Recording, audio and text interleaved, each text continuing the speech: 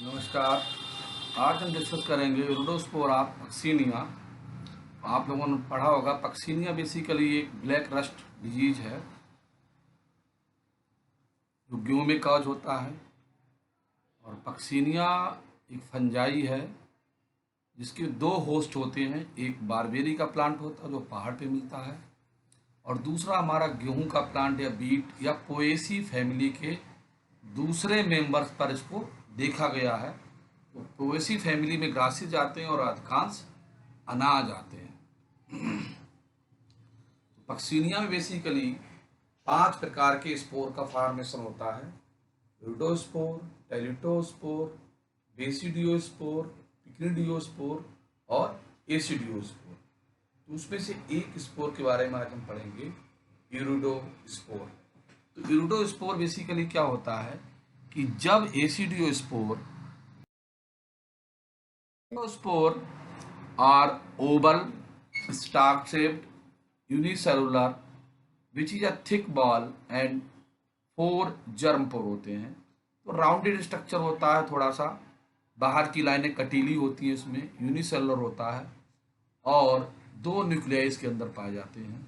बाहर तरफ थिक बाल नहीं होती, इसमें पतली बाल होती है, स्पाइनी होती है, एक अंदर बाल होती है। और इसमें जो पोर होते हैं जहाँ से वो जर्मिनेट होगा तो नई माइसिन निकलती है, 4 पोर उसमें होते हैं। They are reddish brown in colour, appear group called uredosori under the epidermis of beat.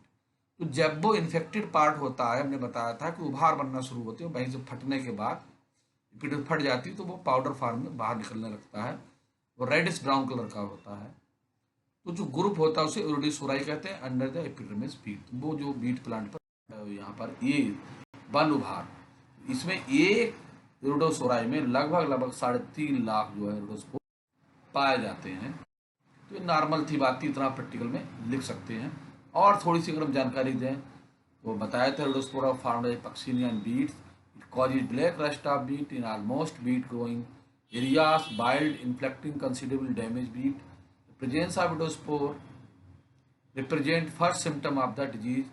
Plant not usually disease symptom 7 to 15 days, infection oval, partially powdery break, underground break through the epidermis। तो ये जो जब infected plant होगा तो 10 से 15 दिन में infection के बाद कुछ भी दिखाई नहीं देगा, उसके बाद प्लांट में दिखाई देगा। The hyphae of mycelium aggregate to form hypal mass near the surface infected leaf stem and blooms.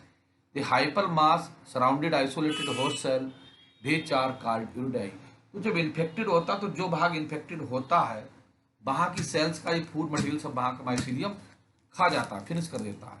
और जो स्पेस होता है उसके अंदर अपने माइसीलियम को डेवलप करेगा और खाली एरिया में ही माइसीलियम डेवलप होगा और उसी एरिया में क्या होगा, यूरोडोस्पोर का फॉर्मेशन होगा। Form uredium and large number of uredospore, group of uredospore thus form in the uredospores. तो वो बाद में क्या होगा कि बहुत सारे संख्या जब बढ़ जाती है स्पोर की तो एपिडर्मिस ब्लास्ट हो जाती है। सेल का एक निश्चित सराउंडिंग एरिया होता है और वो स्पोर बाहर दिखाई देने लगती है, जैसे डायग्राम में देखें। अगर हम सेक्शन कटिंग देखें तो एपिडर्मिस के नीचे आप देख सकते हो किस तरीके से ब्लॉक बना हुआ है और इसके अंदर से माइसीलियम इन्फेक्टेड पार्ट है। और ये जो देख रहे हैं आप स्लाइड में, ये स्पोर है। और बेसिक नार्मिक देखेंगे किस तरीके से स्पोर लगे रहते हैं ये माइसीलियम के अंदर। और देखें कितने सारे, जब इनकी संख्या बढ़ जाती है तो यहीं से रप्चर हो जाती है हमारी एपिडर्मिस और यूरोडोस्पोर बाहर निकल जाते हैं, देख सकते हैं। और जो स्पोर बन रहे हैं ये आप देख सकते हैं, इसमें ये हमारा इसमें स्पोर भी दिखाई दे रहा है और ये जो हमारा देख रहे हो ये पोर्स है और ये नीचे माइसीलियम है। They hyphal mass surrounded isolated cells which called iridae from iridium rise number of iridospore. The group of iridospores are formed known as iridospore. The spore are produce a long stalk, each spire binucleate somewhat outline the body by equal germ pore. The formation of large number of iridospore, the elongation of stalk bell, tracking of the host epidermis to expose, जैसे बताया भी हमने। अब इसके अलावा जैसे कहानी तो बता दी आपको यूरोडोस्पोर किस तरीके से हुआ, कि पहले इन्फेक्शन होगा प्लांट में, तो वो अंदर प्लांट में जाएगा, सेल्स को डैमेज करेगा पूरी तरीके से, जो इन्फेक्टेड पार्ट एरिया है वहाँ से न्यूट्रिशन लेगा, माइसीलियम डेवलप करेगा अंदर ही अंदर, और बाद में स्पोर बनेंगे। स्पोर जब बहुत ज़्यादा मात्रा में हो जाएंगे तो एपिडर्मिस फट जाएगी और वो स्पोर बाहर निकल आएंगे। तो जहाँ से फट रहा है जो एरिया, उभार वाला एरिया है, वो इरिडोस्पोराई कहलाएगी, और जो बाहर ईंट के कलर का, जो रेडिश कलर के जो पाउडर दिखाई देगा वो इरिडोस्पोर होंगे। अब क्या है इसमें, beet is the primary host, यानी कि बीट जो है पहला होस्ट है dikaryophase of the pathogenic completed. तो पहला एक डाइकैरियोटिक जो फेज है वो बीट प्लांट में कंप्लीटेड होती है। This phase consist of dikaryotic mycelium, two spore stage mainly uredinial stage and telia stage. जैसे बताया हमने, जब क्रॉप मैच्योर होती है तो इरिडोस्पोर जो होते हैं वो टेलिटोस्पोर में कन्वर्ट हो जाते हैं।